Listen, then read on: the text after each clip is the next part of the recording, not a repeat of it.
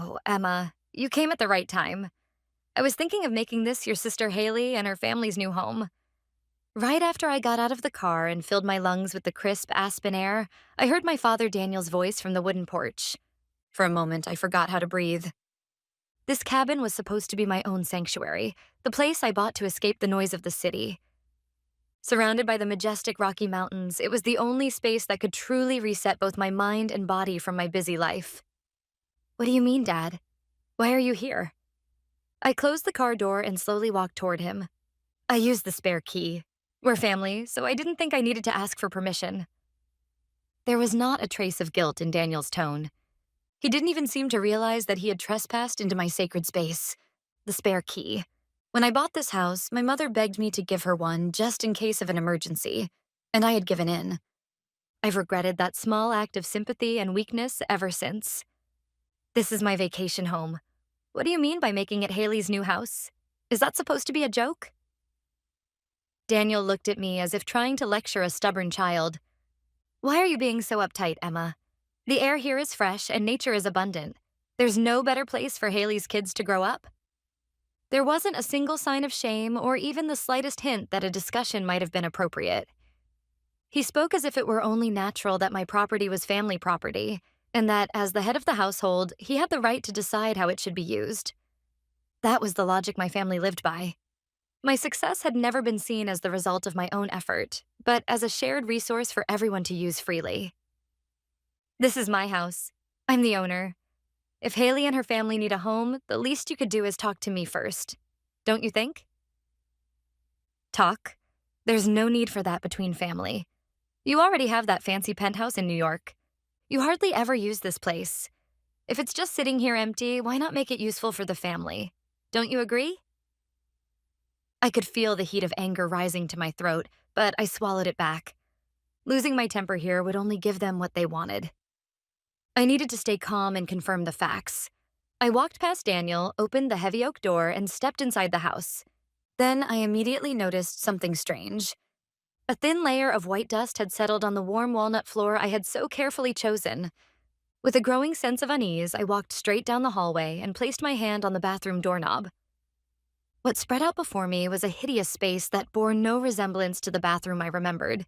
The warm, natural stone tiles I had chosen so carefully, and the wooden vanity that gave off the scent of the forest, were completely gone. In their place, cold, glossy white marble covered everything from floor to wall, and the bathtub had been replaced with a gaudy, over-decorated monstrosity with tacky golden claw feet. What?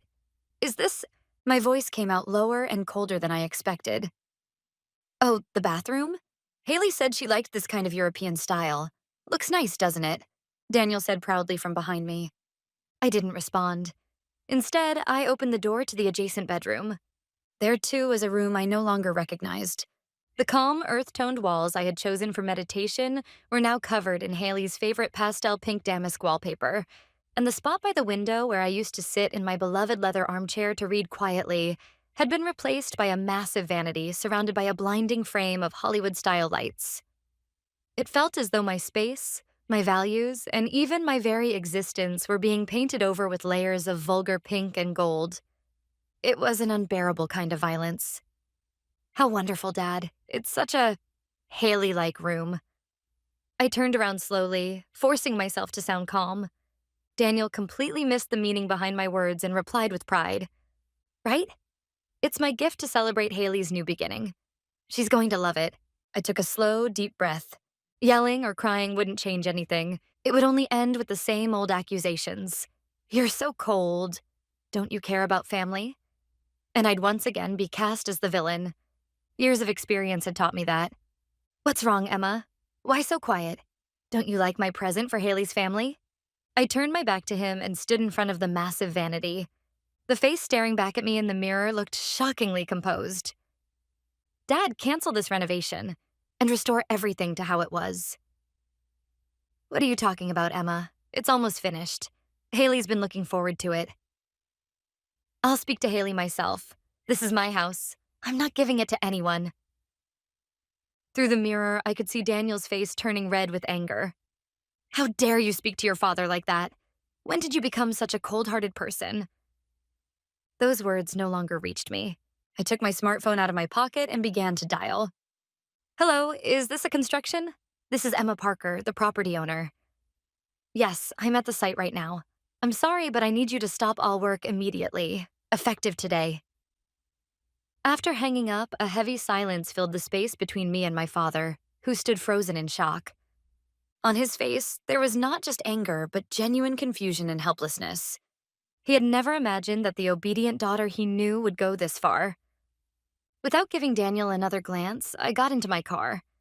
As I drove away, I kept thinking, this was no longer just selfish behavior. It was an unforgivable violation of my property, my time, and my peace of mind. If things continued like this, they would consume everything I had. This had to end. For them to finally stand on their own feet. And above all, for me to reclaim my life and my dignity. I would no longer endure the selfish exploitation carried out in the name of family. My peace of mind could only be built on this unshakable decision. The fact that I had unilaterally canceled the renovation of the mountain cabin quickly reached the ears of the rest of the family through my father. There were several voicemails from my mother and multiple hysterical messages from Haley saying, "What are you trying to do?" But I ignored them all. And 3 days later, I was sitting at my office desk staring at a real estate list spread out before me.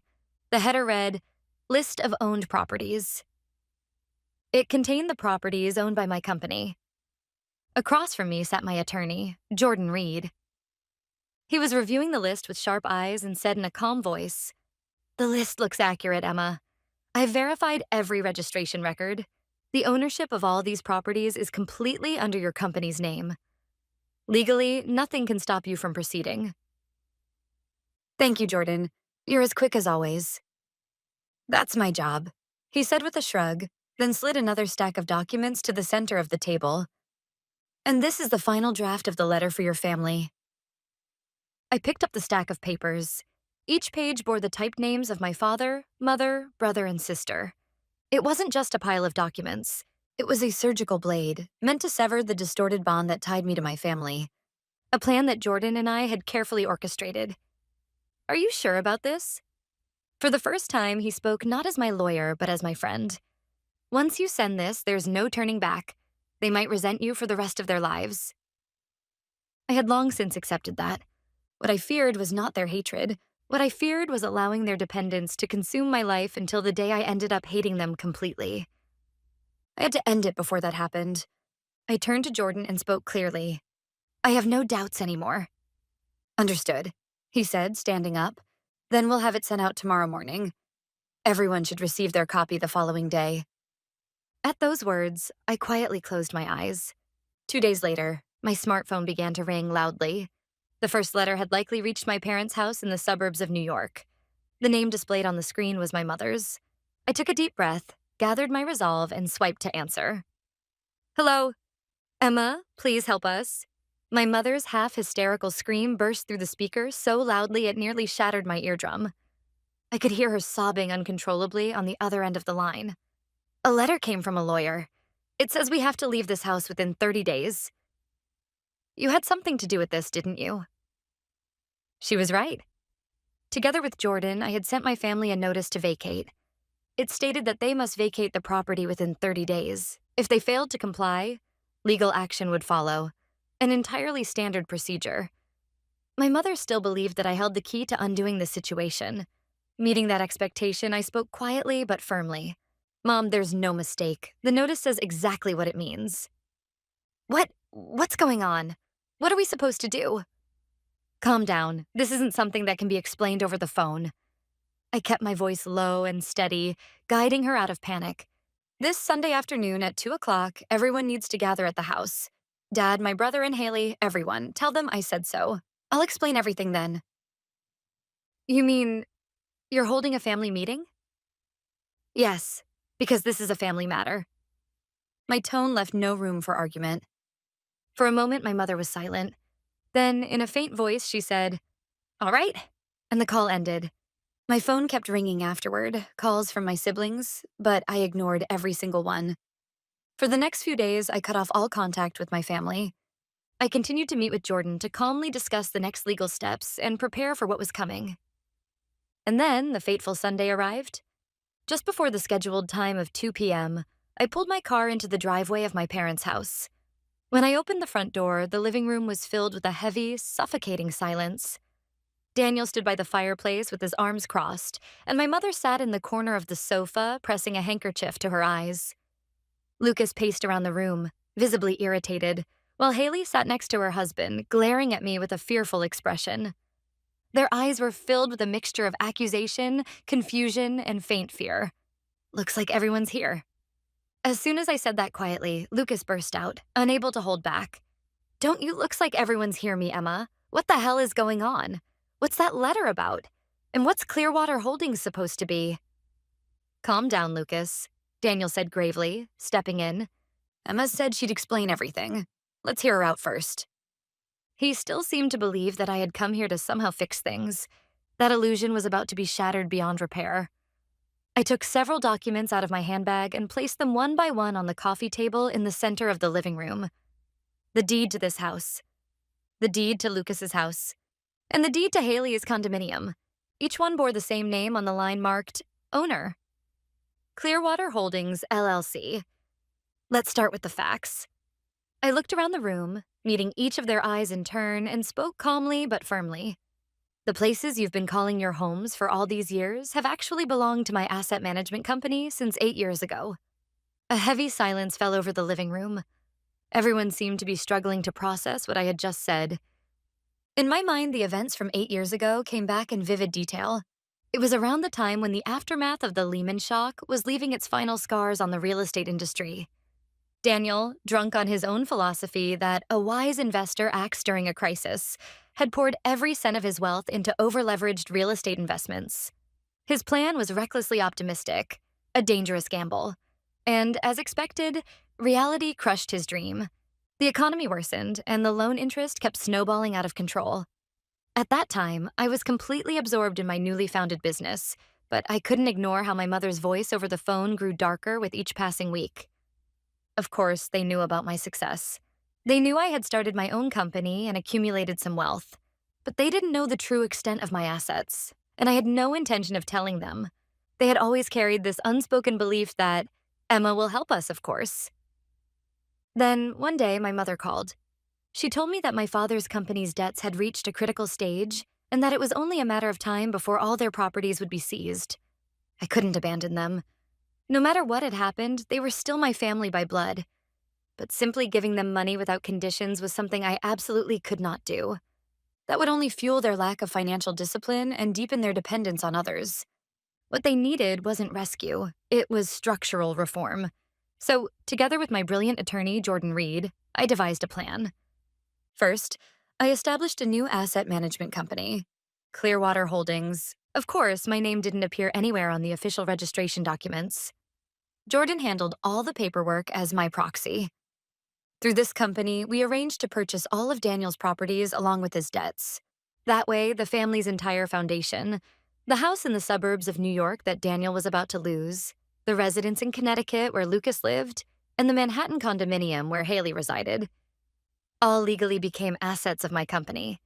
Later, I visited the family home, pretending to be just another concerned relative, and told them, an investor group I know has agreed to buy all of the properties, anticipating the land's future value. However, since ownership is changing, they'll need you to pay a minimal rent to stay. The family was overjoyed at the chance to continue their lives at a fraction of the real cost and quickly signed the contracts. But the small rent they paid barely covered the property taxes and insurance premiums.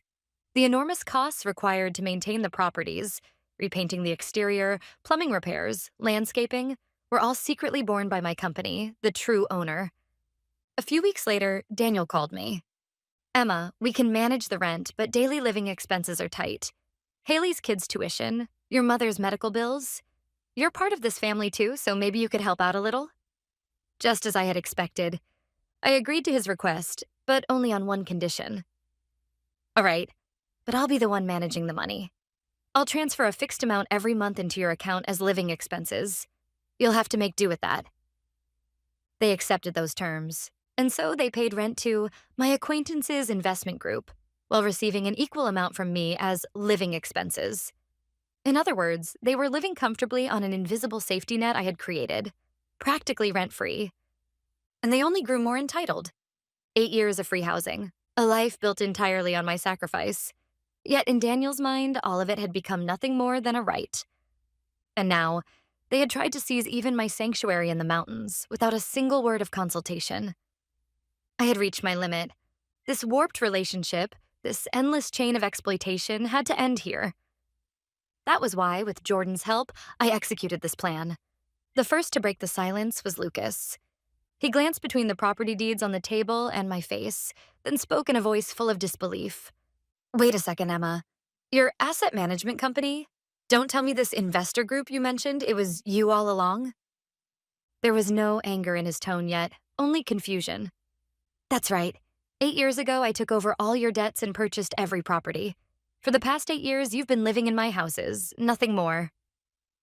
What? Daniel barely managed to speak. Then the rent we've been paying every month? Yes, that money has been going straight into my company's account as well.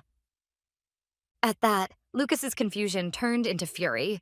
He slammed his fist on the table and shouted, "You've got to be kidding me. Then this whole thing is one big scam. You deceived us and stole the family's property right out from under us." Stole? I repeated his words calmly. Think back, Lucas. 8 years ago, this family's fortune was already collapsing. The bank was about to take everything. If I hadn't stepped in, where do you think you'd be living now?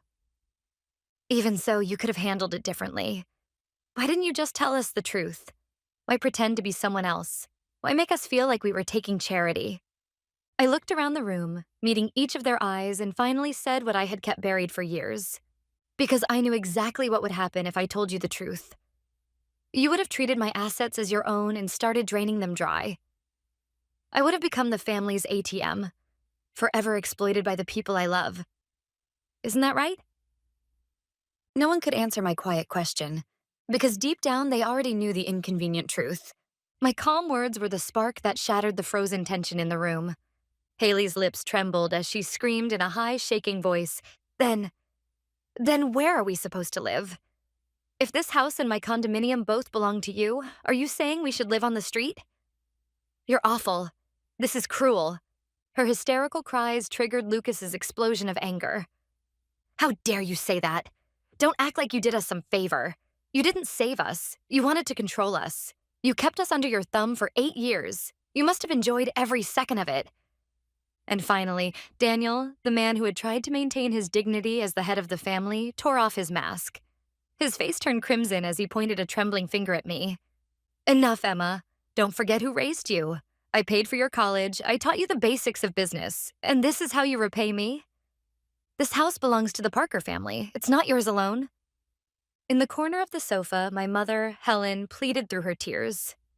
Please, Emma, think this over. We're family, aren't we? No matter what's happened, you can't just throw your family out of their home. That's too cruel. Shouting, accusations, desperate tears. Every emotional weapon they possessed was hurled at me all at once. But none of it reached me anymore. I rose quietly to my feet and picked up a copy of the Notice to Vacate that still lay on the table. I understand how you all feel, but those are your emotions, not facts. I placed the document down in front of my father. And this isn't about emotions, it's about law and reality. This notice is fully valid under the law. You have 30 days. During that time, you'll need to find a new place to live. On your own. That's the reality you're facing now. When I finished speaking, I picked up my handbag and walked toward the living room door. Wait, Emma. Daniel's furious voice pierced my back. This conversation isn't over. Where do you think you're going? I stopped once at the door, without turning around, and said quietly, No, Dad. My conversation with you is over. From here on, this is your family's problem. And with that, I left the house. A few days later, I received a call at my office from my attorney, Jordan. Things are unfolding exactly as we expected, Emma. His voice on the other end of the line was calm as ever. Your sister Haley made a move. She's posted about the situation on Facebook. Of course, in a version that suits her narrative. I immediately opened Haley's page on my tablet. There it was, a long, dramatic post painting herself as the tearful victim. Something unbelievable has happened. Our family is being evicted from our home by my own sister, Emma. After becoming successful in business, she's using her money to control us and tear apart our family bonds. Our elderly parents are devastated, and my young children are about to lose their place to sleep. Please, everyone, help us spread the word about this cruel injustice. Attached to the post was a photo, my mother's tear-streaked face, with Haley leaning against her shoulder. A perfectly staged shot designed to provoke sympathy. The comment section was, as expected, an onslaught of outrage. Unbelievable. How could she do that? Money really changes people. Distant relatives I hadn't seen in years and long-forgotten acquaintances were suddenly playing heroes of justice, denouncing me with righteous fury. In a matter of hours, I had been branded a heartless monster, a woman who abandoned her family for success. Your brother Lucas is also consulting several lawyers, Jordan continued. He's exploring legal action, claiming the contracts are invalid or that your actions amount to psychological abuse. I see, I replied curtly. What will you do, stay silent? This could hurt your public reputation. I exhaled softly. No, Jordan, I'm done staying silent. With Haley's post still open on my screen, I flipped open my laptop. Then, using my own account, I began drafting a new post. The title? About the truth. I wrote everything, calmly, factually, with supporting evidence. I attached scanned copies of property deeds and portions of bank transaction records, all properly redacted and fully legal to share. And at the end, I concluded with these words. I don't want to throw my family out. I only want to draw a boundary. To protect the wealth I built with my own effort, and to protect my life from endless demands. For the past 8 years, they have lived entirely on my financial support, without paying a single cent in rent. Is ending that support truly an act of cruelty? I'd like to hear your thoughts. My post was a bomb dropped into the sea of the internet. Those who had filled Haley's page with sympathetic comments began to fall silent, or even retract their words. In contrast, my post was flooded with messages of praise and support. Well said. That's the truth. Being family doesn't give them the right to take advantage of you. And more than anything, my post delivered the final blow to my family. For the first time, they were forced to face the fact that the story they had believed in held no weight in the eyes of the world. The sympathy that had once poured into Haley's post vanished, replaced by cold, questioning voices. What's the real story? Are those property records authentic? This wave of social judgment taught them the truth far more powerfully than any words I could have said. During the remaining 3 weeks before the eviction deadline, the Parkers lived in silence, each of them forced to confront their own future. None of them contacted me again. They had finally realized that no hero was coming to save them. About 6 months after they moved out, I heard from a relative that my parents had rented a small apartment on the outskirts of town. Their reputation in the community where they had lived for so many years had collapsed. Former neighbors stopped greeting them, avoiding them altogether. Lucas, too, swallowed his pride and began searching for an apartment he and his wife could afford on their own income. But word of the scandal spread quickly at his workplace. The looks from colleagues and clients turned from friendly to a mix of pity and contempt, and before long, he was forced to resign. Haley, along with her husband and children, left Manhattan and found a cheaper place in the suburbs. The glamorous circle of friends who had once fueled her vanity and pretensions drifted away one by one. She became isolated, both in real life and online. They all lost the audience called society that had sustained their pride and illusions. That social reckoning spoke louder than anything I could have ever said, teaching them the weight of their own mistakes. Whether we will ever rebuild a new relationship as independent individuals, I don't yet know. But for the first time in my life, my heart was filled with genuine, peaceful calm.